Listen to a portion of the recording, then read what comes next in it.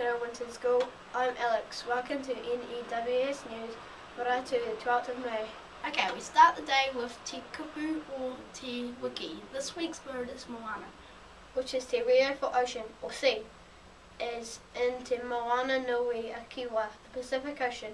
Hockey news. Winton Wipeouts who have hockey training today at lunchtime on the basketball court, or maybe in the hall if it's wet. Be there at 12:45, please. Winton Wizards, your training session has been postponed. Kia ora. And if you miss any of today's notices, you can play the news again or read all the notices in the text box below. Okay, HI VIZ VESTS. Keep wearing them to and from school.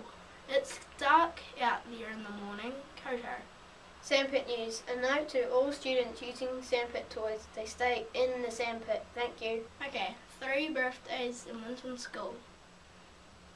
Siobhan Schuster turns 12 today. Jack Walling turns 8 and Alina Gwynn turns the big 6. Ra whānau ki koutou. Happy birthday. Have a great day. Okay, thanks for tuning in. From everyone here at the N.E.W.S news team, ka kite a popo.